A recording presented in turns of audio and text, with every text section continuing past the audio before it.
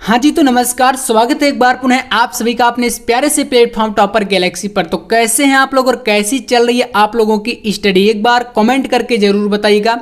तो आज का देखिए जो हमारा टॉपिक होने वाला है ये होने वाला है इंग्लिश ग्रामर से, यानी कि आज के इस वीडियो के अंतर्गत मैं आपको इंग्लिश ग्रामर के 10 ऐसे इंपॉर्टेंट टॉपिक बताने वाला हूं जो कि बोर्ड एग्जाम में पूरे 20 नंबर के लिए पूछे जाते हैं। यानी कि 10 टॉपिक पढ़ना है और 20 नंबर आपको बिल्कुल फिक्स कर लेना है। तो आज के इस वीडियो को अगर आप पूरा देख लेते हैं तो एक चीज़ की तो मैं गारंटी ले सकता हूं, अगर आप इस वीडियो को देखते हैं कि जो इंग्लिश ग्रामर है उसमें जो भी चीज़ें हैं आपको अच्छे तरीके से समझ में आ जाएंगी कि आखिरकार क्वेश्चन किस प्रकार से बोर्ड एग्जाम में बनेंगे और कैसे हम लोग उनका आंसर देंगे। दो नंबर वाले जो क्वेश्चन हैं वो आपको अच्छे तरीके से कंठस्थ हो जाएंगे, ठीक है ना। तो चलिए वीडियो को शुरू करते हैं, ज़्यादा टाइम वेस्ट नहीं करेंगे। प्रत्येक प्रश्न 2 नंबर का रहेगा। आज के इस वीडियो में आपका डायरेक्ट इनडायरेक्ट हो गया, जो नरेशन होते हैं, ठीक है ना। इसके अलावा सिंथेसिस हो गया, ट्रांसफॉर्मेशन हो गया, आइडियम्स फ्रेजेस हो गया, जो साइनोनिम्स हो गया, एंटोनियम्स, होमोफोन्स, ये सारे टॉपिक, ठीक है ना। ट्रांसलेशन जो आपका हिंदी से इंग्लिश के लिए करने के लिए आता है, ये सभी टॉपिक को आज के इस वीडियो में हम लोग अच्छे तरीके से कवर कर लेंगे, ठीक है ना। शुरू करते हैं। सबसे पहले टॉपिक आपका यहाँ पर आता है डायरेक्ट और इनडायरेक्ट नरेशन। तो आज के इस वीडियो में चलिए जानिए आप लोग, ये बोर्ड एग्जाम में देखिए 2 नंबर का आएगा। तो भाई साहब आप जानते हैं, देखिए मैं आपको फिर से कहना चाहता हूँ कि यार 2 नंबर भी आपके बहुत ज़्यादा मायने रखते हैं, है ना। तो हमें अच्छे तरीके से तैयारी करनी है। आप लगातार कमेंट भी कर रहे थे कि भैया इंग्लिश ग्रामर की क्लास नहीं आ रही। तो देखिए अकेले हूँ, आपके लिए लगातार मेहनत करता रहता हूँ, काफ़ी सारी चीज़ें हैं, तो मतलब अलग अलग सब्जेक्ट है, तो एक साथ सब कुछ नहीं हो पाता, लेकिन फिर भी आपके लिए मैं प्रयास करता हूँ कि सारी चीज़ें हो पाएँ, ठीक है ना। तो 1 शॉट लॉन्ग मैराथन बनाने में वैसे काफ़ी ज़्यादा टाइम भी लगता है, इसलिए सारी क्लासें लगातार नहीं हो पाती हैं। तो आपके लिए मैं लगातार प्रयास करूँगा। चलिए शुरू करते हैं। 20 नंबर का ये वीडियो आज का, हम लोग इसको अच्छे तरीके से समझते हैं। पहला टॉपिक देखिए डायरेक्ट इनडायरेक्ट नरेशन। इसमें जैसे कि एक वाक्य दिया है आपके सामने, सेंटेंस है ना। ये पहला सेंटेंस, इसमें कह रहा है कि ही सेड, फिर comma, double inverted comma, this is my book, फिर यहाँ पर डबल इन्वर्टेड कामा के अंदर ये पूरा का पूरा बंद है। देखिए एक चीज़ याद रखिएगा, सिंपल सा तरीका बता रहा हूँ। जैसे मान लीजिए अगर आपको वाक्य जो बोर्ड एग्जाम में आपके पेपर में दिया रहेगा, अगर वो अच्छे तरीके से समझ में आ रहा है तब तो आप उसको अच्छे तरीके से करके आएंगे भाई, पूरा मतलब कॉन्फिडेंट के साथ करके आएंगे। लेकिन अगर मैं आपको तब के लिए बात बता रहा हूँ जब आपसे वाक्य ना बने, तो क्या करना है, हमेशा आपको जब डायरेक्ट से इनडायरेक्ट नरेशन चेंज करने के लिए आएगा तो लिखेंगे क्या, ही सेड, है ना। तो इसको आप इसी प्रकार से लिखेंगे। चलिए यहाँ पर जानिएगा इसका आंसर देखिए क्या होगा। यहाँ से हम लोग इसका आंसर बनाते हैं। आपको लिख देना है ही और फिर क्या है, सैड। तो आपको लगाना ऐसे ही है, यहाँ पर लिखना ही सैड और इस कॉमा को जैसे ही आप हटाएंगे, है ना, सिंपल सा है कि उसने कहा दिस इज माई बुक, ये हमारी किताब है, ठीक है ना। तो यहाँ पर आप दैट लगा देंगे। क्या लगाएंगे भैया, जब एक कॉमा और डबल इन्वर्टेड कॉमा हटाते हैं तो यहाँ पर सिंपल सेंटेंस जब होगा तो उसमें दैट आपको लगा देना है। तो ही सेड दैट। अब फिर से देखिए क्या कह रहा है, this is my book, this is my book. तो दिस को क्या करेंगे, इसको भी आपको चेंज करना है। तो भाई इसको आप सब्जेक्ट के अनुसार जब चेंज करेंगे यहाँ पर, तो आपका ये दिस जो है वो दैट में चेंज हो जाएगा। किसमें, दैट में। तो दिस को फिर से जब करेंगे तो ये तो जो दैट हुआ ये हमारा इनको जोड़ने के लिए है, ठीक है ना। फिर यहाँ पर दिस आपका दैट में चेंज होगा तो लिखेंगे दैट, सॉरी TH, है ना, ऐसे दैट। और फिर क्या है, इज। तो ये आपका जो है पास्ट कंटिन्यूअस में जाएगा, है ना, प्रेजेंट कंटिन्यूअस से पास्ट में। तो इज का आपका ये क्या हो जाएगा, वाज हो जाएगा। That was. माई को आपको हिज बदल देना है, हिज कर देना है, ठीक है ना, हिज। और ये क्या है, बुक आपका बुक ही रहेगा। तो ये इस प्रकार से बन जाएगा, यानी कि he said that was his book. इतना आपका ये चेंज होगा। देखिए सिंपल है। अब ये आपको मैं बता रहा हूँ कि जब जोड़ना हो तो दैट आप सिंपल सेंटेंस में लगा के चले आइएगा, ठीक है, हमेशा याद रखना। इस प्रकार से आप करेंगे तो आपका 2 नंबर जो है वो मिल जाएगा। जैसे और भी एग्जाम्पल देखिए, 2nd नंबर क्वेश्चन है, ही सेड, फिर कॉमा, फिर डबल इन्वर्टेड कॉमा, और इसके अंदर क्या है, यू आर ए स्टूडेंट, तुम एक छात्र हो। समझ रहे हैं, तुम एक छात्र हो। तो चलिए इसको करते हैं। यहाँ पर जैसा मैंने बताया वैसे ही करना है, आपको लिखना है। यहाँ पर इसको देखिए, लिखेंगे ही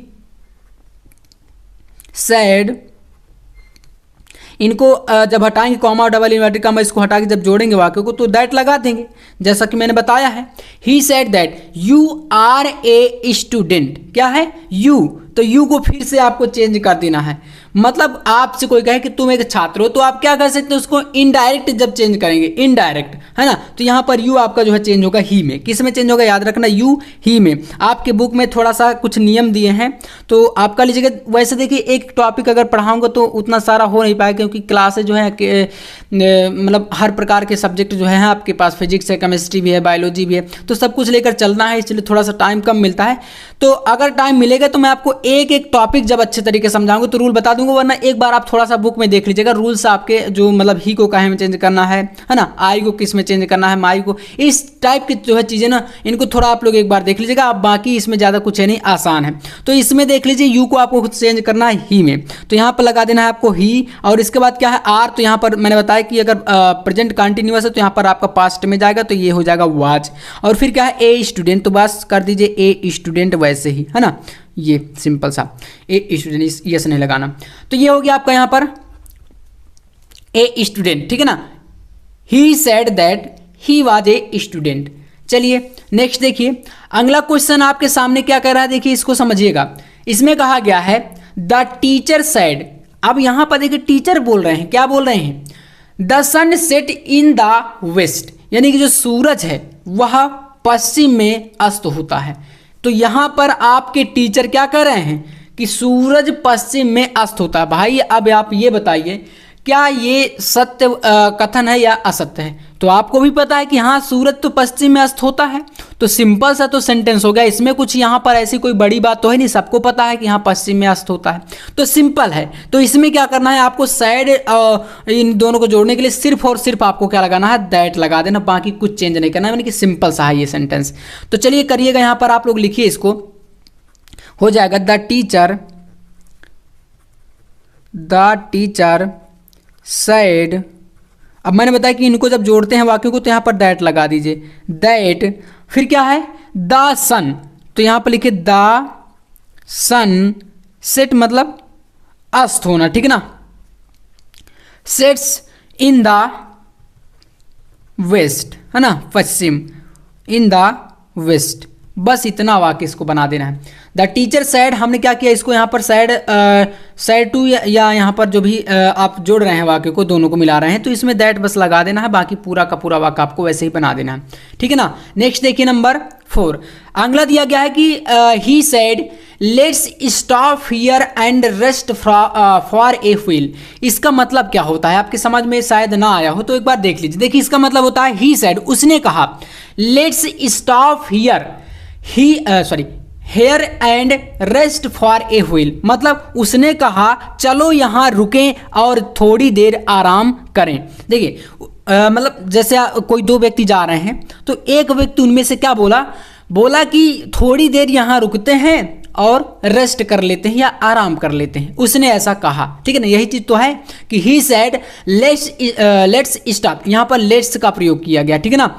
लेट्स स्टॉप हियर, यहाँ पर रुकते हैं, and rest for a wheel, और कुछ देर तक, कुछ क्षण के लिए, कुछ समय के लिए यहाँ पर आराम कर लेते हैं, यहाँ पर ऐसा कहा गया है। चलिए इसको कैसे चेंज करेंगे ध्यान से समझिए। यहाँ पर आपको लिखना ही सेड, तो आपका ये रहेगा ही। अब देखिए आप ये ध्यान दीजिए कि अगर लेट्स यहाँ पर है, वाक्य में क्या है, लेट्स है, तो भाई दो व्यक्ति जा रहे हैं तो उनमें से कोई एक व्यक्ति क्या कर रहा है, इच्छा व्यक्त कर रहा है, समझ रहे हैं। मतलब जैसे कोई दो व्यक्ति जा रहे हैं तो उनमें से कोई एक व्यक्ति जब ऐसा बोलता है तो वो इच्छा व्यक्त कर रहा है, अपनी अंदर की इच्छा को बता रहा है कि थोड़ी देर यहाँ पर रुककर हम आराम कर ले। तो यहाँ पर क्या करेंगे, इसमें आपको सिंपल सा लिखना है ही, और सैड को हटा देना है, यहाँ पर लिखना है विश्ड, WISHED। ऐसा मैं क्यों कह रहा हूं, क्योंकि उनमें से दो व्यक्तियों में से कोई एक व्यक्ति इच्छा जाहिर कर रहा है, तो ये आपका विश यहाँ पर लिख देंगे, ठीक है ना, विश्ड। और वाक्य को जोड़ने के लिए क्या करना है भैया, दैट लगा देना है, ठीक है ना, दैट लगा देना है। फिर क्या करना है, let's stop here and rest for a wheel, ठीक है ना। तो इसमें क्या करेंगे, आपको दैट के बाद लगाना है दे शुड, मतलब उन्होंने क्या किया, दे शुड। लेट्स की यहाँ पर आप शुड लगाइए, SHOULD, शुड स्टॉप, यहाँ पर रुकते हैं, एंड इसके बाद यहाँ पर क्या है, देयर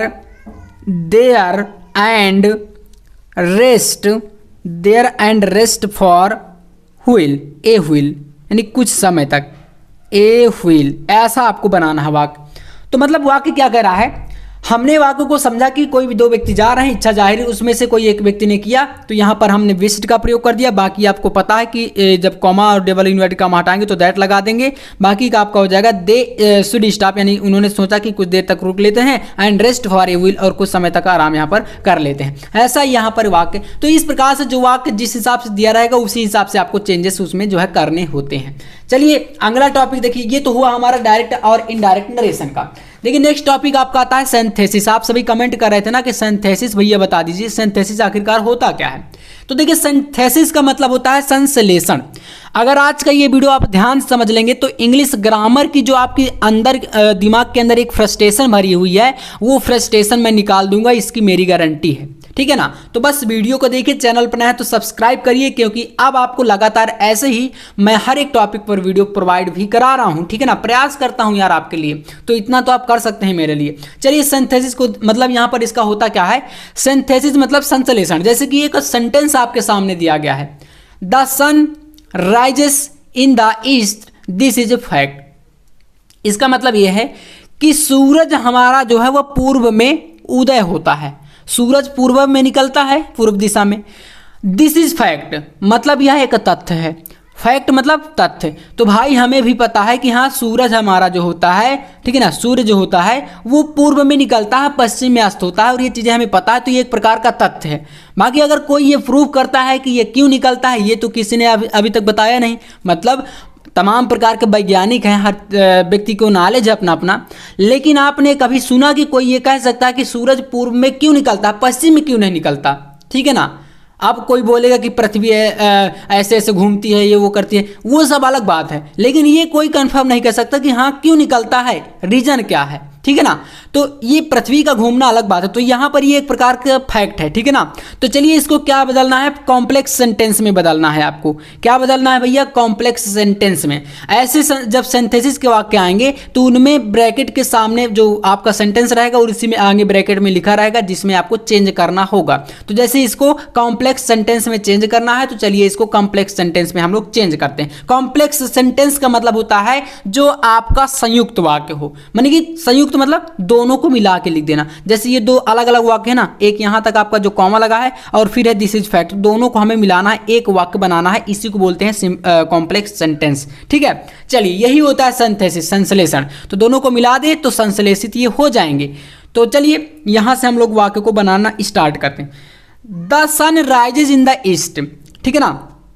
तो इसको क्या लिखना है आपको, लिखने की जब शुरुआत करेंगे तो लिखेंगे आप लोग दिस इज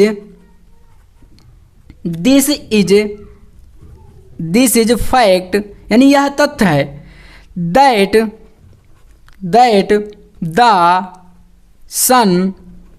द सन, यहां पर आप कॉमा मत लगाइएगा, ठीक है ना। जो ये पॉइंट लगा है पॉइंट मत लगाना, क्योंकि दोनों को मिलाना है हमें वाक्यों को। तो that the sun rises in the east, ठीक है ना। अब देखिए वाक्य हमारा क्या कह रहा है, अर्थ दोनों का वही है, अर्थ तो नहीं बदला, हमें तो वही है ना। क्या ऐसा हुआ यहाँ पर कि सूरज हमारा पूर्व से पश्चिम में उदय होने लगा, ऐसा तो नहीं हुआ ना, दोनों सेम है। हमने क्या कर दिया, दोनों को बस मिला दिया। दिस इज ए फैक्ट, यह एक तथ्य है कि सूरज जो है पूर्व में उदय होता है। ऐसे होते हैं सिंथेसिस, और कॉम्प्लेक्स सेंटेंस के ज्यादातर वाक्य पूछे जाते हैं। जैसे अगला देख लीजिए, यहाँ पर सेकेंड नंबर दिया गया है। तो यहाँ पर देखिए इस क्वेश्चन में कहा गया है कि सी इज ए रिच, फिर यहाँ पर क्या है कॉमा, यानी कि हमने यहां पर रुका, हमने क्या पढ़ा, सी इज रिच, वह अमीर है, ठीक है ना, वह क्या है, अमीर है। सी इज नॉट हैप्पी, लेकिन वह क्या नहीं है, खुश नहीं है। वह अमीर है और वह खुश नहीं है, अलग अलग दो वाक्य हैं ना, वह खुश नहीं है, वह अमीर है, दो वाक्य हैं, इसको कॉम्प्लेक्स सेंटेंस बनाना है आपको। यही होता है सिंथेसिस, मतलब मिलाना है। तो चलिए हम इन दोनों को मिला करके ऐसा वाक्य बनाते हैं कि वह अमीर है लेकिन खुश नहीं है, मतलब दोनों को मिला देना है, ठीक है ना। तो यहाँ पर आप इसको देखिए, जब मिलाकर लिखेंगे यहाँ से, तो आपको लिखना है सी इज ए रिच। देखिए कुछ चीज़ें होती हैं जो कि आपको जोड़नी होती है, बाकी यहाँ पर ज़्यादा कुछ नहीं बदलता। तो लिख दिया हम लोग सी इज रिच मानी कि वह अमीर है। इस कॉमा की वजह से यहाँ पर आपको जोड़ देना है yet, YET। She is rich yet she is not happy, yet she is not happy, बस और कुछ नहीं करना। देखा आपने, मतलब हमने क्या कर दिया, इनको मिलाया जब तो एड का प्रयोग कर दिया तो हमारा पूरा कॉम्प्लेक्स सेंटेंस बन गया। ऐसी छोटी छोटी चीज़ों के आपको मिलते हैं 2 नंबर, ठीक है ना। तो ये हमारा हो गया। अर्थ तो आपको समझ में आ गया कि वह अमीर है लेकिन वह खुश नहीं है ना, इतना कर देना है। इसी प्रकार से जैसे कि आपके पास 3rd नंबर दिया गया, एक कह रहा है कि you must start now you will be late, आपको जल्द स्टार्ट कर देना चाहिए। उसने कहा, मतलब इसमें क्या बताया गया है, यू मस्ट स्टार्ट नाउ, अब आपको स्टार्ट कर देना है, कोई भी काम है उसको स्टार्ट कर देना चाहिए वरना आप लेट हो सकते हैं, है ना, यही बताया गया है। इसको बनाना है कंपाउंड सेंटेंस, ठीक है ना, मिश्रित वाक्य बोल सकते हैं या संयुक्त वाक्य, ठीक है ना। तो कॉम्प्लेक्स सेंटेंस जैसे कि संयुक्त हो गया तो यहाँ पर ये मिश्रित, इसको भी वैसे ही यहाँ पर मिला करके इस वाक्य को भी बनाना है। तो चलिए बनाते हैं। इसका हो जाएगा यू मस्ट स्टार्ट नाउ, इसके बाद यहाँ पर यू है ना, ये कॉमा लगा है इसमें, और इसके बाद यहाँ पर यू है, तो यहाँ पर थोड़ा सा चेंज करना है, बाकी सब कुछ वही रहेगा। देखिएगा, तो इसका बनेगा आपका you must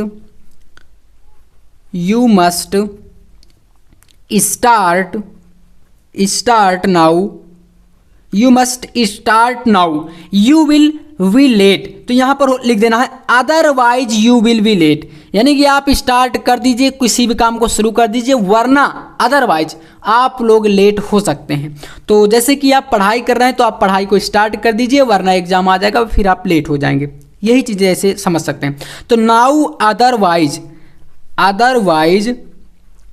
you will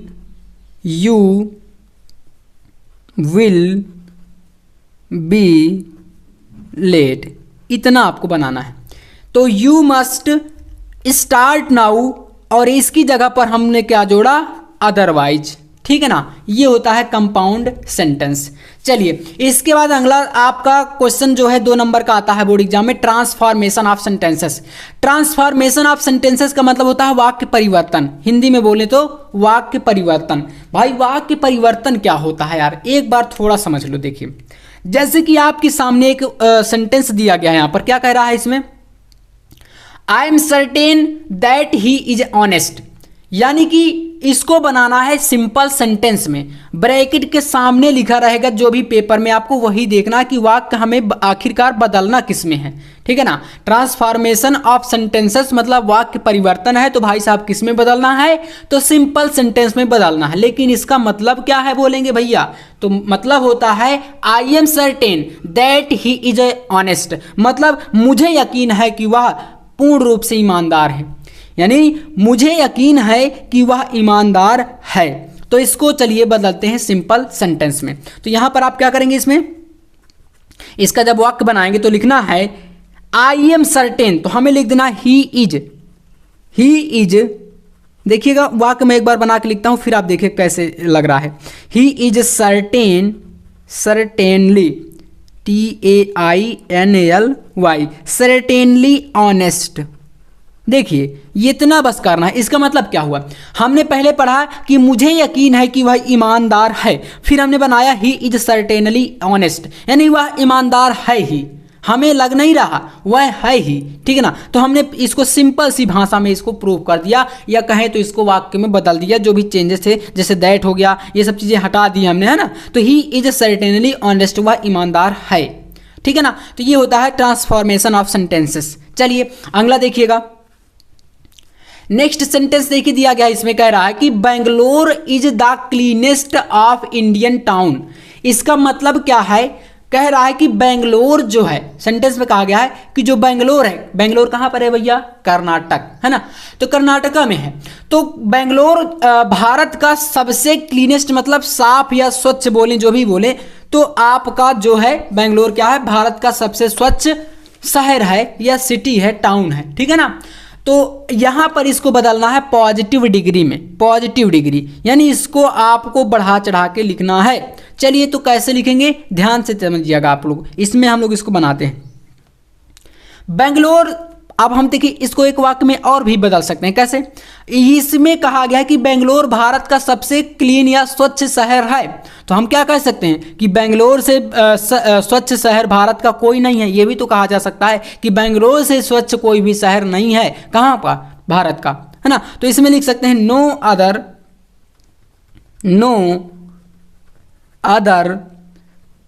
town, town मतलब होता है कस्बा या शहर, ठीक है ना। No other town of India, no other town of India is so clean as Bengaluru या बेंगलोर, ठीक है ना, बेंगलोर। तो देखिए इसमें कहा गया कि no other than town of India is so clean as Bangalore, मतलब बेंगलोर से क्लीन या स्वच्छ कोई भी भारत का शहर नहीं है। तो देखिए दोनों का अर्थ एक ही तो है, बस यहाँ पर इसको बदल दिए पॉजिटिव डिग्री में, मतलब इसमें हमने जोड़ दिया, इसको बढ़ा के लिख दिया कि नो अदर देन, इससे ज़्यादा कोई हो ही नहीं सकता, इससे ज़्यादा कोई क्लीन है ही नहीं, ठीक है ना। तो बस ये हो जाता है इस प्रकार से आपका ट्रांसफॉर्मेशन ऑफ सेंटेंसेस इसको बोलते हैं, ठीक है। चलिए इसके बाद अगला टॉपिक आपका आता है सिंटैक्स। सिंटैक्स का मतलब होता है वाक्य विन्यास, क्या बोलते हैं, वाक्य विन्यास बोलते हैं इसको।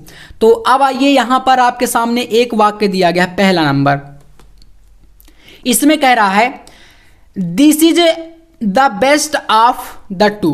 इसका मतलब होता है यह दोनों में से सबसे अच्छा है। जैसे आपके पास ये दो पेन है, मैं आपसे कहूँ ये दो पेन है, ठीक है ना।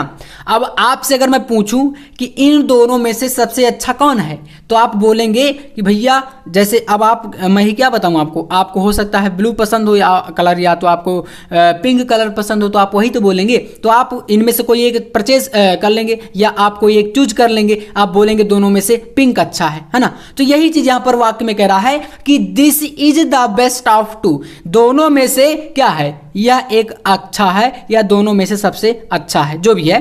तो इसमें वाक्य विन्यास बोलते हैं सिंटैक्स को, आपको इसको बदलना है, ठीक है ना। तो चलिए इसको आप किस प्रकार से लिख सकते हैं, थोड़ा सा बढ़ा के लिखना है, यानी कि जैसे हिंदी में पढ़ते हैं ना आप लोग, बढ़ा चढ़ा के वर्णन करना हो, अधिसंयोक्ति अलंकार, वैसे ही चीजें यहाँ पर हैं, तो आप समझ सकते हैं। तो चलिए इसको करना है आपको, लिखेंगे दिस इज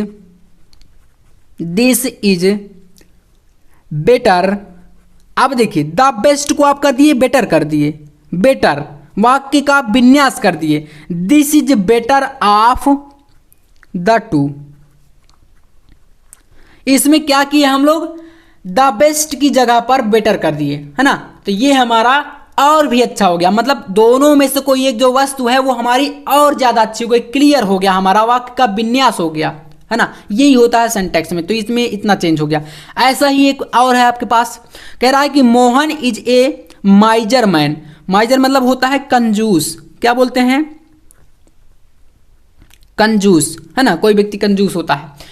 तो कह रहा है कि मोहन एक कंजूस आदमी है।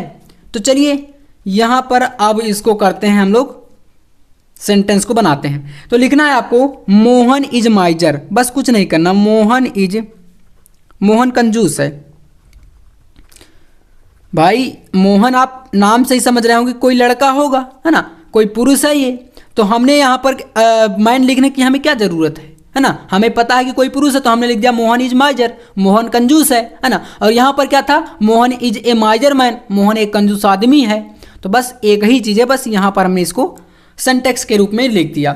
ऐसे ही आपके पास एक और है, क्या कहा गया इसमें कह रहा है कि I am confident to win, मतलब मैं जीतने के लिए पूर्ण रूप से, कॉन्फिडेंट मतलब मुझे भरोसा है, मुझे जीत पर पूर्ण रूप से भरोसा है। जैसे हम कोई लड़ाई लड़ रहे हैं, या बोले तो आप एग्जाम की लड़ाई लड़ रहे हैं, तो आपको पूर्ण रूप से बिलीव होगा अपने ऊपर कि हाँ मैं बोर्ड एग्जाम में इतना परसेंटेज फोड़ सकता हूँ, इतना नंबर मेरा आएगा ही आएगा, ठीक है ना। तो आपको भरोसा है। ठीक वैसे ही यहाँ पर वाक्य में कह रहा है कि I am confident to win, मैं जीतने के लिए पूर्ण रूप से बिलीव है, या मुझे पूर्ण रूप से भरोसा है। तो चलिए इसको बनाते हैं। इसको आपको लिखना है यहाँ पर आई एम कॉन्फिडेंट फॉर विनिंग। इसका मतलब क्या हुआ, आई एम कॉन्फिडेंट फॉर विनिंग, मुझे जीतने के लिए पूर्ण रूप से भरोसा है, ठीक है ना। तो ये हमारा बन गया एक सेंटेंस। तो इस प्रकार से आएगा सिंटैक्स, ठीक है ना, ये क्लियर है। अब चलिए कुछ टॉपिक और भी हैं, जैसे कि आपका एक टॉपिक आता है क्या, ट्रांसलेशन। क्वेश्चन आएगा हिंदी टू इंग्लिश, हिंदी से आपके सामने दिया रहेगा और उसको आपको इंग्लिश में ट्रांसलेट करना पड़ेगा, ठीक है ना। जैसे आपके सामने दिया गया है, मुंशी प्रेमचंद एक महान साहित्यकार थे, उनका जन्म लमही नामक ग्राम में हुआ था। ठीक है ना, ऐसे ही यहाँ पर पूरा का पूरा आपके सामने है, इसको पढ़ सकते हैं और हम अभी इसका करेंगे ट्रांसलेट। ठीक है ना, कैसे ट्रांसलेट करना है वो मैं आपको बताऊंगा। तो चलिए एक एक पहले देखिए, पूरा का पूरा सेंटेंस जब आपके सामने दिया रहेगा ऐसा, तो उसमें पूरा एक साथ तो आप ट्रांसलेट कर नहीं सकते, बिल्कुल नहीं कर पाएंगे, है ना। तो आप क्या करिएगा, पहले आप सेंटेंस को पहचानिए, वाक्य को पहले पहचानेंगे। जो चीज़ आप बता रहा हूँ ना, ध्यान समझना। पहले आप वाक्य को पहचानेंगे कि आखिर का जो वाक्य है क्या वो पास्ट का है, फ्यूचर का है, यानी कि जो बातें उसमें कही गई हैं क्या पास्ट की हैं, फ्यूचर की हैं, प्रेजेंट की हैं, जो भी हैं। जैसे इसमें है, मुंशी प्रेमचंद एक महान साहित्यकार थे। भैया कब थे? 1980, 1880, ये जो पिछला समय है ना, तो पीछे की बात हो रही है, पिछले टाइम की बात हो रही है ना। तो ये हमारा पास्ट की है। तो हमने वाक्य पहचान लिया कि अगर शुरू की लाइन पास्ट की है तो फिर आगे की लाइनें पास्ट में ही बात करी जाएंगी। तो हमने सेंटेंस को पहचानना शुरू कर दिया। मुंशी प्रेमचंद एक महान साहित्यकार थे। चलिए इसको करते हैं। तो देखिए कुछ मीनिंग है जो कि आपको आनी चाहिए। अगर मीनिंग नहीं आएंगी तो थोड़ा सा प्रॉब्लम आपको हो सकती है, बाकी अगर मीनिंग आएगी तो बहुत ईजी आपके लिए हो जाता है। जैसे इसको हम लोग करते हैं, एक एक लाइन का करेंगे। पूरा वाक्य दिया रहेगा, जहां पर आपका स्टॉप होगा वहां तक का पहले एक बार कर लेना, फिर इसके बाद अगली लाइन का, फिर अगली लाइन का, ऐसे किया जाता है। ठीक है, तो मुंशी प्रेमचंद एक महान साहित्यकार थे, तो इसको करेंगे हम लोग मुंशी प्रेमचंदवाज। देखिएगा, ध्यान समझिएगा मेरे साथ, आप लोग बहुत आसान तरीके से इसको कर लेंगे। ठीक है ना, मुंशी प्रेमचंद, मुंशी प्रेमचंद। आप देखिए मैंने बताया कि पास्ट का है ना, तो यहां पर वाज लगेगा, है ना, was. Munshi Premchand was a great, साहित्यकार को क्या बोलेंगे आप? राइटर, लेखक, है ना। तो ग्रेट राइटर, इतना ही करना है आपको, ग्रेट राइटर। तो पहली लाइन हमारी देखिए बन गई, Munshi Premchand was a great writer. Munshi Premchand एक महान साहित्यकार थे। इसी प्रकार से अगली लाइन क्या है? उनका जन्म लमही नामक ग्राम में हुआ था, इतना है। तो मुंशी प्रेमचंद का जन्म कहाँ पर हुआ था? लमही में। तो इनका आप लिखेंगे अगली लाइन का, देखिए एक एक लाइन समझिए। पहली लाइन ये हो गई, यहाँ से दूसरी लाइन आपके सामने। तो उनका जन्म, तो लिखेंगे आप लोग ही वाज बॉर्न, है ना, ही was born, he was born in, कहाँ पर हुआ था? इन मतलब में, है ना। किस स्थान पर? लमही। तो इन लमही विलेज, विलेज मतलब गांव होता है ना, लमही, इन लमही विलेज, इन लमही विलेज। इतना हो गया, देख सकते हैं कितना इजी है ना। उनका जन्म लमही नामक ग्राम में हुआ था, तो हमने लिख दिया he was born in Lamhi village, इतना हो गया। अगली लाइन देखिए, एक साधारण परिवार में जन्म लेकर भी उन्होंने पूरे विश्व में अपना नाम रोशन किया था, है ना, रोशन किया था। तो वो एक सिंपल सी फैमिली से बिलोंग करते थे। अब इनमें कुछ चीज़ें जैसे साधारण परिवार, सिंपल फैमिली, जन्म लेकर, बॉर्न, है ना, उन्होंने, ही हो गया, पूरे विश्व यानी होल वर्ल्ड, है ना। इस प्रकार से कुछ मीनिंग है जो कि आपको ओवर वर्ल्ड कर सकते हैं या होल वर्ल्ड कर सकते हैं। तो इस प्रकार की जो मीनिंग है वो आपको थोड़ा बहुत आनी चाहिए, तब आप लोग मिला के अगर लिख के चले आएंगे तो ऐसा नहीं कि 5 नंबर का टॉपिक बोर्ड एग्जाम में आता है तो आपको 3 या 4 नंबर जरूर मिल जाएंगे। और अगर आपको सारा का सारा अच्छे से कंठस्थ है तो फिर पूरा नंबर भी देते हैं। ठीक है ना, चलिए लिखते हैं। यहाँ पर लिखेंगे कि वो सिंपल से फैमिली में जन्म लेकर भी पूरे विश्व में अपना नाम उन्होंने रोशन किया था। तो इसकी लाइन का आप बनाएंगे, यहाँ पर लिखेंगे born in simple family, born in a simple, born in a simple family. उनका जन्म जो है सिंपल सी साधारण से परिवार में हुआ था, simple family. Born in a simple family, साधारण परिवार में जन्म लेकर भी उन्होंने, तो यहाँ पर लिखेंगे आगे आप क्या लिखेंगे? ही लाइटेड, लाइटेड मतलब रोशन किया, ठीक है ना। ही लाइटेड, GHTED, ही लाइटेड, क्या लाइटेड किया था? अपना नाम रोशन किया था। लाइटेड हिज नेम, अपना नाम, his name in all over world, WORLD, world मतलब संसार। तो एक साधारण से परिवार में जन्म लेकर भी उन्होंने अपना नाम पूरे विश्व में, लाइटेड मतलब रोशन किया, है ना, या फेमस हुए या ख्याति प्राप्त करी। ठीक है, ऐसे ही अगला देखिए। इसके बाद यहाँ पर क्या है? हिंदी तथा उर्दू दोनों भाषाओं पर उनका समान अधिकार था। ठीक है ना, उनका दोनों भाषाओं पर अच्छा ज्ञान था। ऐसे ही उपन्यास तथा कहानियां लिखने में वे माहिर थे। अब तो इसको आप कर लेंगे ना, हिंदी एंड उर्दू लैंग्वेज हो गया, भाषा के लिए उनका समान अधिकार था। ऐसे ही उपन्यास का मीनिंग क्या होता है, नोवेल, है ना। कहानियाँ, स्टोरीज, वे माहिर थे लिखने में, मतलब एक्सपर्ट थे, है ना। तो कुछ मीनिंग है, आप प्रयास करिएगा, बहुत इजी होता है। अगर किसी भी हिंदी से इंग्लिश ट्रांसलेट करने के लिए कोई भी क्वेश्चन आ जाए, उसकी आप पहले क्या देखा करिए, मीनिंग देखा करिए कि क्या जो इसमें वाक्य हैं, जो सेंटेंस है, कुछ शब्द हैं, क्या उनकी मुझे मीनिंग आती है। जैसे कि मैंने आपको बताया कि हिंदी उर्दू भाषा को लैंग्वेज बोलेंगे, है ना, समान, इक्वल, अधिकार, इसके बाद उपन्यास, कहानी लिखने, माहिर, इस प्रकार के, है ना। तो मैंने बताया ना कुछ चीज़ें, अगर ये सब चीज़ें आती है तो मिला करके फिर प्रयास करिए कि क्या सेंटेंस बन सकता है या नहीं बन सकता। तो ये इस प्रकार का जो टॉपिक आएगा वो पूरा 5 नंबर का आएगा, और इसको मैं स्पेशल तरीके से 2 से 4 ऐसे सेंटेंस लाऊंगा पूरे के पूरे, और इनको एक वीडियो में हम लोग लॉन्ग वीडियो में सॉल्व करेंगे। तो फिर आप लोग उसको अच्छे तरीके से कंटेस्ट कर लेंगे और आपका तैयार भी हो जाएगा, ठीक है ना। तो इसको कर लीजिएगा, ये टॉपिक 5 नंबर में बोर्ड एग्जाम में पूछा जाएगा। बढ़ते हैं नेक्स्ट टॉपिक पर। अगला देखिए टॉपिक आपका आता है आइडियम्स फ्रेजेस। इसको बोलते हैं मुहावरा और वाक्यांश। मुहावरा तो आप जानते हैं ना, हिंदी में पढ़े होंगे, लोकोक्तियां, मुहावरे हिंदी में होते हैं ना। सेम वैसे ही आपका इंग्लिश में 2 नंबर के लिए टॉपिक आता है idioms phrases.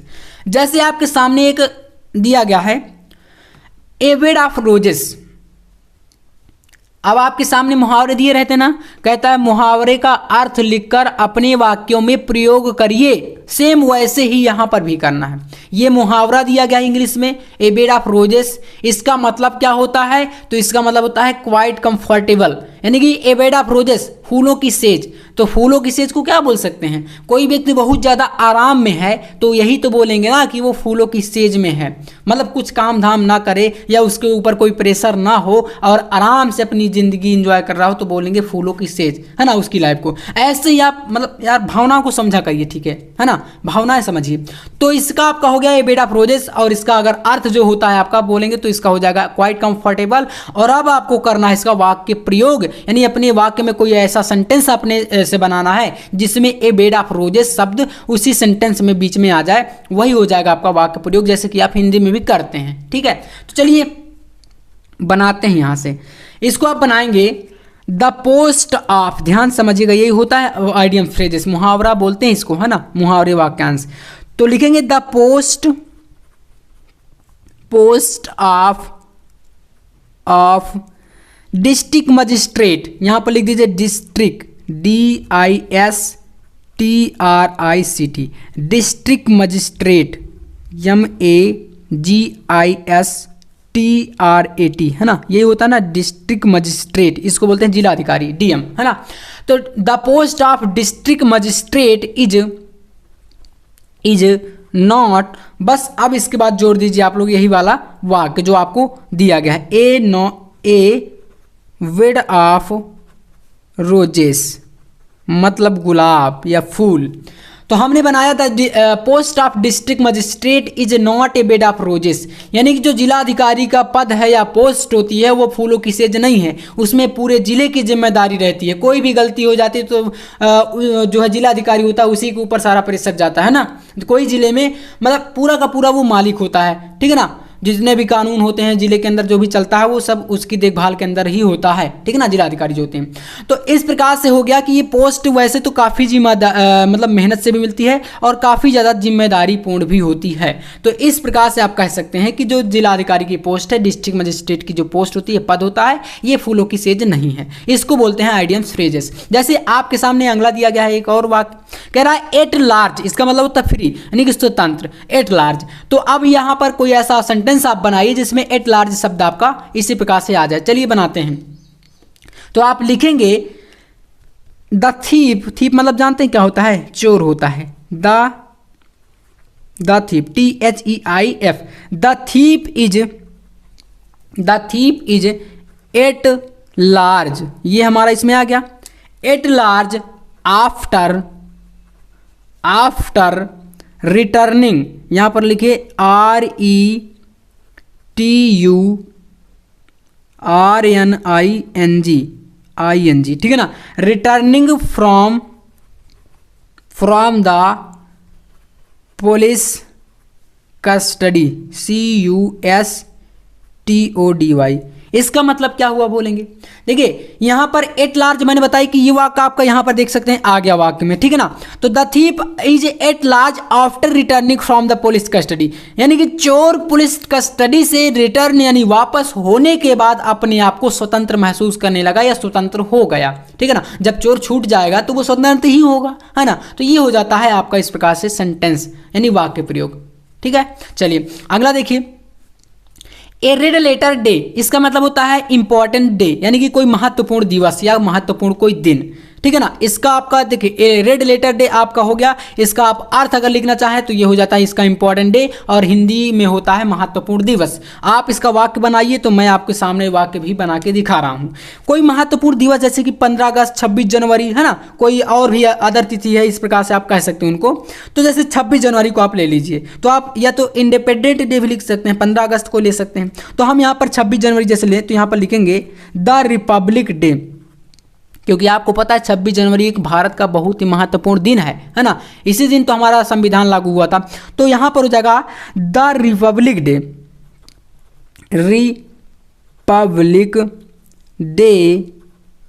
Republic day is फिर इसके बाद a red letter day, a red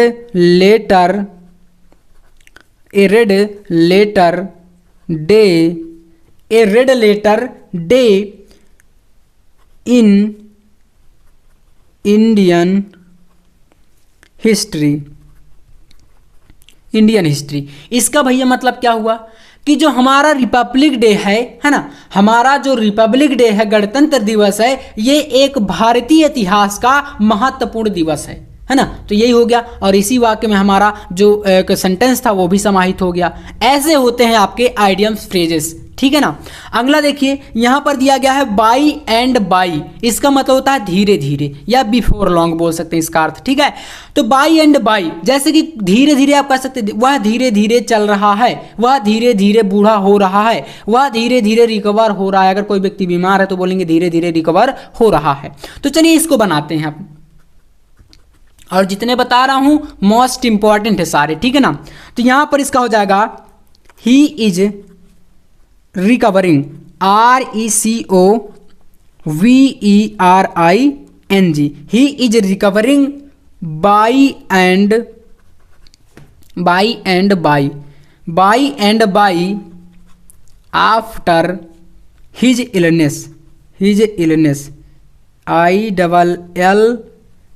ILLNESS, मतलब he is recovering by and by after his illness, वह अपनी बीमारी से धीरे धीरे रिकवर हो रहा है, ठीक है ना। तो ये हमारा बन गया एक सेंटेंस। तो उम्मीद करूंगा आपको जो चीज़ें बता रहा हूं क्लियर और स्पष्ट तरीके से समझ में आ रही होंगी। चलिए तो ये हो गया हमारा क्या, आइडियम्स फ्रेजेस। अगला टॉपिक देखते हैं। नेक्स्ट टॉपिक आपका आने वाला है साइनोनिम्स, जिन्हें बोलते हैं समानार्थी शब्द। देखिए साइनोनिम्स में क्या होता है, जैसे कि यहाँ पर कुछ आपको मैं सेंटेंस बताऊंगा, वाक्य बताऊंगा, उनको आप तैयार कर लीजिएगा, काफ़ी इंपॉर्टेंट आपके लिए होने वाले, ठीक है ना। जैसे एबंडन मतलब होता है त्यागना, और इसी के समान दूसरा अगर वर्ड की बात करें तो होता है फॉरसेक का मतलब भी क्या होता है, त्यागना होता है या छोड़ना होता है, ठीक है ना। ऐसे ही एम्यूसमेंट मतलब होता है इंटरटेनमेंट, ठीक है ना। एम्यूसमेंट आपका मनोरंजन या खुशी या कोई चीज़ इंजॉय करना, तो इसका समानार्थी क्या हो जाएगा, इंटरटेनमेंट, ठीक है ना। अगला है आंसर मतलब होता है रिप्लाई, आंसर या उत्तर, है ना। तो ये हो गया एक दूसरे क्या है, ये साइनोनिम समानार्थी हैं। ऐसे ही नेक्स्ट देखिए एक्सेप्ट मतलब होता है स्वीकार करना या स्वीकार, तो इसका क्या हो जाएगा, एग्री एक्सेप्ट, दोनों सेम है, ठीक है। ब्रेव मतलब बहादुर, तो इसका हो जाएगा वोल्ड या वायलेंट, VALIANT। अगला है कन्फेस मतलब होता है स्वीकार करना, तो इसका हो जाएगा एडमिट या एक्सेप्ट, वही चीजें हैं, ठीक है ना, साइनोनिम्स है एक दूसरे के। नेक्स्ट देखिए कंटेंटमेंट, इसका मतलब होता है संतुष्ट, क्या होता है, संतुष्ट, तो इसका हो जाएगा सेटिस्फेक्शन, ये होता है एक दूसरे का साइनोनिम्स या समानार्थी। कॉन्सियल मतलब होता है छिपाना, तो हाइड मतलब भी होता है छिपाना, तो एक दूसरे क्या हो गए, समानार्थी हो गए। डेनी, डेनी मतलब होता है क्या, डिस अलाउ या अलाउ और डेनी आता है ना, जिसे आप डिस्कार्ड बोलते हैं या किसी चीज़ में आप एक्सेप्ट नहीं है आपको कोई चीज़ तो उसको आप डेनी बोलेंगे, है ना। तो इसका हो जाता है रिफ्यूज। अगला देखिए फैटल मतलब होता है घातक, तो इसका हो जाएगा डेडली। फैटल मतलब क्या होता है, घातक, और डेडली का मतलब भी हो जाता है घातक या नुकसानदायक कोई चीज़ आपके लिए है तो उसको आप यही बोलेंगे, ठीक है। ये हो गया क्या आपके साइनोनिम्स बोलेंगे इन्हें। आप आगे देखिए नेक्स्ट टॉपिक आपका आता है वन वर्ड सब्स्टिट्यूशन। इसे क्या बोलते हैं, अनेक शब्दों के लिए एक शब्द, ठीक है। तो अब यहां पर देखिए नेक्स्ट पहला, जैसे कि आपका सेंटेंस है the life history of a man written by himself. जैसे कोई व्यक्ति life history of a man किसी दूसरे व्यक्ति के जीवन के बारे में लिखता है तो उसको क्या बोलते हैं, हम बोलते हैं ऑटोबायोग्राफी या क्या बोलेंगे, जीवनी, ठीक है ना, जीवनी। और अगर खुद के बारे में लिखे तो क्या बोलेंगे, आत्मकथा, बायोग्राफी। तो इसका हो जाएगा ऑटोबायोग्राफी। सारे के सारे इंपॉर्टेंट है। अगला है a person who believe that there is no god. जैसे कि कोई व्यक्ति कहता है ना कि भगवान नहीं है, अगर भगवान पर उसे विश्वास नहीं तो नास्तिक यानी एथिस्ट हो जाएगा। A traveller in space, space पर जो यात्रा करता है, स्पेस की यात्रा करता है उसको एस्ट्रोनॉट बोलते हैं, ठीक है ना, अंतरिक्ष यात्री बोलते हैं। अगला देखिए a government of the people by the people and for the people, यानी कि जनता का जनता के द्वारा शासन, क्या होता है, डेमोक्रेसी होता है, प्रजातंत्र बोलते हैं उसको। अगला देखिए article sent from one country to another country, यानी एक देश से दूसरे देश के लिए अगर कोई आर्टिकल या कोई चीज भेजी जाती है तो उसको क्या बोलते हैं, एक्सपोर्ट बोलेंगे उसको, ठीक है ना, एक्सपोर्ट। अगला देखिए फिट टू बी चूजन, चुनने के योग, eligible. One who believe in fate, भाग्य पर विश्वास करने वाले को क्या बोलते हैं, फैटालिस्ट यानी भाग्यवादी बोलेंगे। That can not be read, जिसे पढ़ा ना जा सके, eligible. A child whose parent are dead, ऐसा बच्चा जिसके माता पिता नहीं है या उनकी मृत्यु हो गई है उसको क्या बोलते हैं, अनाथ बोलते हैं, या इंग्लिश में क्या बोलेंगे, ऑर्फन बोलेंगे, ठीक है ना। तो हिंदी और इंग्लिश दोनों को लेकर चलना है। विच इज नॉट फ्रेश, जो स्वच्छ नहीं है या जो चीज साफ नहीं है उसको स्टेल बोलेंगे। रेमेडी फॉर ऑल डिसीजेस, प्रत्येक रोग की दवा।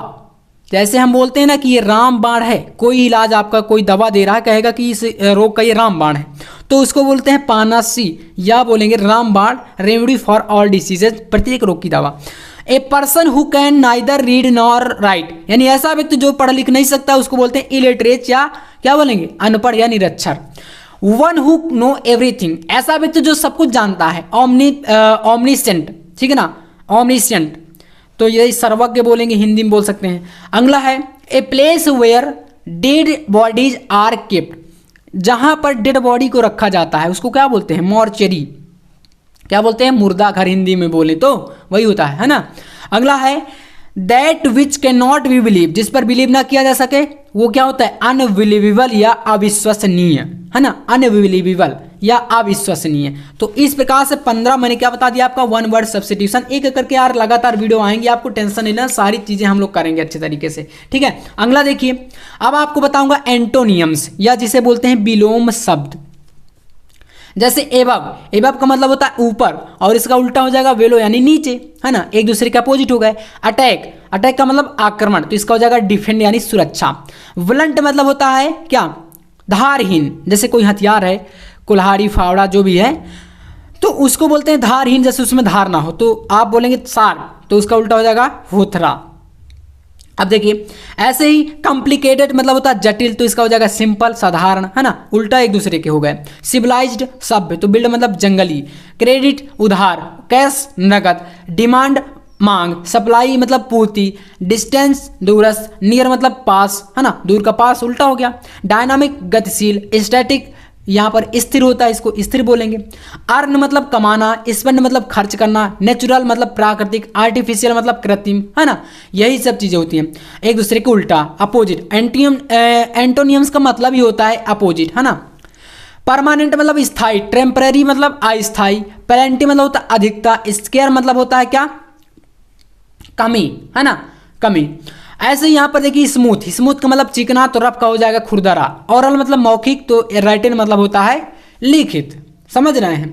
ये होता है एंटोनियम्स। अगला एक टॉपिक आपका बोर्ड एग्जाम में आता है होमोफोन्स। तो होमोफोन्स को देख लो यार एक बार थोड़ा सा।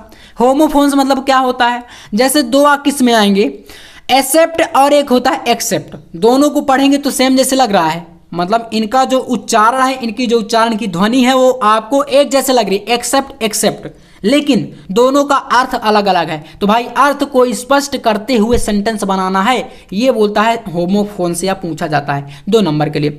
तो एक्सेप्ट मतलब होता है स्वीकार करना, तो इसका सेंटेंस बना सकते हैं आप लोग, ही एक्सेप्टेड माई पेरेंट्स। ऐसे ही एक्सेप्ट मतलब होता है सिवाय, तो इसका बनाएंगे आप every student except Suresh passed the examination. मतलब सुरेश के सिवाय प्रत्येक छात्र पास होने के योग्य था। ऐसे ही ये हो गया। सेकंड नंबर जैसे अफेक्ट या इफेक्ट। अफेक्ट मतलब होता है प्रभाव डालना, इफेक्ट मतलब होता है प्रभाव। जैसे यहां पर देखिए अफेक्ट वाले में, तो the heavy rains will affected the crops, यानी भारी वर्षा के कारण फसल पर प्रभाव पड़ा, ठीक है। और इफेक्ट की बात करें, no advice produce any effect on him, ठीक है ना, किसी की सलाह उसके ऊपर कोई प्रभाव नहीं डाली, या किसी की प्रभाव से आप मतलब जैसे कह रहा नो एडवाइस, मतलब किसी की जो सलाह है वो उस पर प्रभाव नहीं डाल पाई, यही होगा। नेक्स्ट देखिए अल्टर और एक है अल्टर, दोनों में क्या फर्क है, एक है ALTER, अल्टर का मतलब होता है बेदी, और एक है आपका ALTER, अल्टर मतलब होता है बदलना। तो पहला बार देखिए अल्टर मतलब Bedi. Bhagat Singh sacrificed his life, यानी भगत सिंह ने अपना जीवन बलिदान कर दिया। Now at the alter of Motherland, अपनी मातृभूमि के लिए भगत सिंह ने अपना जीवन बलिदान कर दिया था, आपको पता भी होगा, ठीक है ना। तो ये आपका अर्थ स्पष्ट हो गया। ऐसे ही दूसरा अल्टर मतलब बदलना के लिए, you should alter your way to speaking, अपने बोलने के लिए या अपने बोलने का जो तरीका है उसको बदलना चाहिए। यू शुड अल्टर योर वे, आपके बोलने का जो तरीका है, वे मतलब रास्ता या तरीका, ऑफ स्पीकिंग उसको बदलना चाहिए, ठीक है ना। अगर बुरा है तो बदल लो। तो ये होता है क्या, होमोफोन्स। तो आज के इस वीडियो में प्यारे बच्चों मैंने आपको पूरे 10 टॉपिक बताए हैं, जो कि आपके बोर्ड एग्जाम में पूरा 20 नंबर के लिए आएगा, और ग्रामर में इतना ही पूछा जाता है। तो आई होप आज का ये वीडियो देखकर ग्रामर आपको यार क्लियर हो चुकी होगी। क्लियर हुआ है तो कमेंट में बताइएगा वीडियो कैसा लगा, ये भी कमेंट कर देना है, और वीडियो को लाइक करके दोस्तों के साथ शेयर कर दीजिएगा, ताकि मैं आपके लिए लगातार ऐसे ही न्यू वीडियो लाता रहूं। और चैनल को तो सब्सक्राइब कर ही लेना है आपको। मिलते हैं नेक्स्ट वीडियो में, तब तक के लिए जय हिंद, वंदे मातरम।